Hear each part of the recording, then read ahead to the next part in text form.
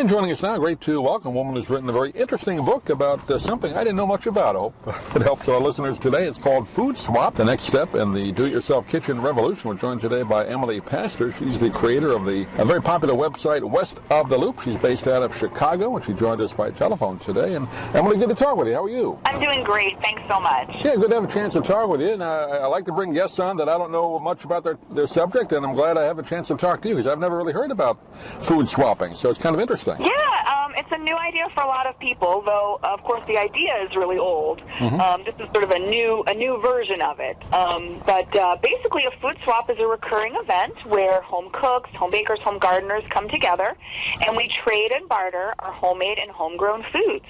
No money changes hands, and all the participants are individuals trading items they made or grew themselves.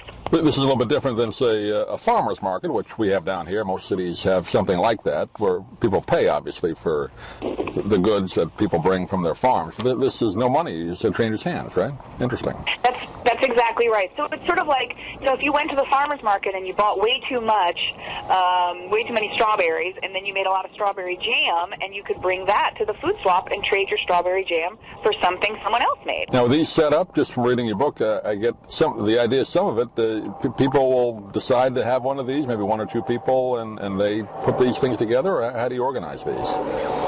Yeah, so, if you are somebody who loves homemade food and maybe you have too much of it, you think, well, this would be a great thing to get off the ground. So you can do it yourself or grab a friend, but the key is, find a location and get the word out and invite people to join you. I guess social media probably has made it a bit easier to do that nowadays, right? I'm sure you have a website or different Facebook pages people can go to, but I guess that makes it a little bit easier for people to find these things, right? Well, that's exactly right. And, and as I said before, this is an old concept, right? Back in the olden days, if one neighbor had a cow and one neighbor had chickens, they would just trade milk for eggs. What we can do today with the advent of social media and the internet is we can bring together people from all over a metro area, people who might not already know each other, might not have a chance to meet, but they share a love and a passion for food. And through the internet and social media, we can reach all these people, and then we bring them together for this in-person event. Give a tip or two. If somebody, particularly in our area, listening area, wants to set one of these up, what's the first thing you need to do? Well, my book lays out every single thing you need to do with lots and lots of tips and advice. I think the number one thing you got to do is find your location is probably the first thing. Ask around. Church basements, libraries, community centers, even local businesses. These are all great ideas. Of course, you guys have nice weather there. You can always do it outside if that works. And once you've got the location and you pick a date, get the word out. Facebook, use Twitter, use word of mouth, whatever you need, and get it going. Now, if you can't find a place that maybe doesn't cost any money, I guess, do you recommend maybe getting some kind of sponsor or somehow to pay for that, or how does that work? Well, I think if you try, you should be able to get a place without having to pay for it. For example, in the early days of the Chicago Food Swap, we used to do it in a craft boutique. They had a basement. And, stores and businesses, they're always looking for ways to get new customers in the door. So if you can find a local business that gets the concept and has a little extra space, my guess is they'd really be willing to work with you.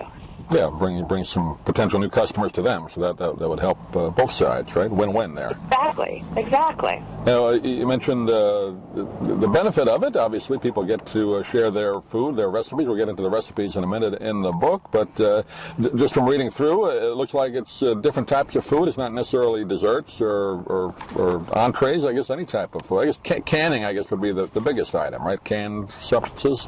Well, and that's how I got into it, I was kind of an overzealous canner and had way too much jam in my basement. Those are always popular items. But anything that travels well, baked goods is great, dips, snacks, soup is a great item to trade. It's easy to make a big batch of soup and all sorts of things like that. Let's talk about some of the recipes. You have plenty in the book here. In the back, recipes that you came up with, or how did you get them? People gave them to you? Well, everything, all the recipes in the book were inspired by something I saw at the food swap or heard about from other food swaps around the country, because I did a lot of research. And sometimes people would give me their recipes. Sometimes I would have to come up with my own version of something I saw. But it's a really good reflection of the different kinds of things you might see at the food swap. And there's also a lot of different types of projects for different skill levels. I wanted to make sure it was accessible.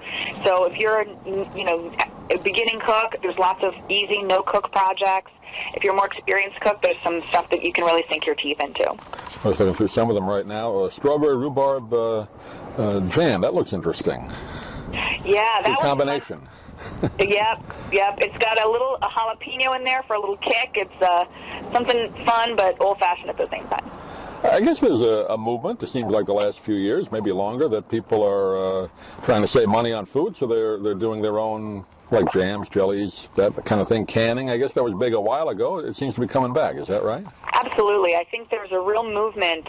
People are trying to save money, or people are concerned about food safety and food allergies, and they want to know what's in their food. And I think people today are making the kind of foods maybe that their grandparents made, but that their parents, would just buy at the store.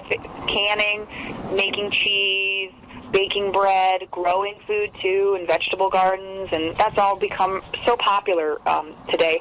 And I think the food swap is just the next step in that, because whatever you're making or growing, at some point you're going to end up with too much. So why not trade it for something else that someone else made? Do you recommend a time frame between food swaps? Is it a monthly thing you try and do, every other month, or what do you recommend? We do it every month here in Chicago. Mm-hmm. Some people do it more like, 4 times a year, once a season. So whatever your community sort of has the interest level for, and the organizer, it's a lot of work, so you gotta pace yourself. You maybe start small and see where it goes. But, something, if you do it semi-regularly, the benefit of that is that a real community starts to form, and people start to form friendships and relationships, and that's the real beauty of it. I know you talk about in the book as well, check on your local regulations. Also, different cities and towns have different requirements, especially with dealing with food. So I think you have some information in the book on that too, don't you? Absolutely. It's a very fair question, and a lot of information about the legal issues in the book. But at the sort of basic upshot is, food sales are very highly regulated by the government. But at the same time, a potluck dinner, a cookie exchange, the government doesn't want to get involved in those type of things. So you want to make sure your food swap is more like that. Make sure it is all trade and barter, that no sales are taking place, and ask people to sign up in advance or register in advance, and then you can say, this is a private event, and really no need for government interference. Yeah, they have enough to do. They don't have to worry about that.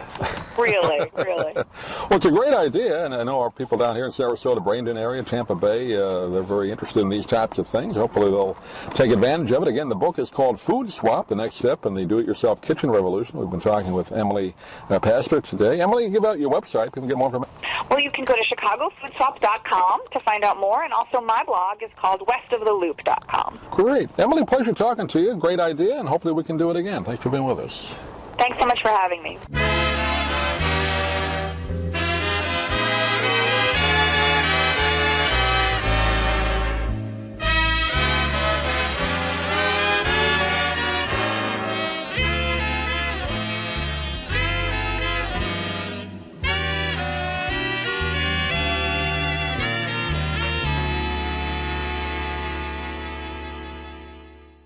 I'm Stan Brock. 30 years ago, I formed Remote Area Medical to help people overseas. But then we found generations of families in America isolated by poverty from the health care they need. Together, we can take dental, vision, and medical help to 1 million adults and their kids, right here at home in the United States of America. If you'd like to order the book we're talking about, please go to DougMilesMedia.com and enter the author's name in the Amazon search box.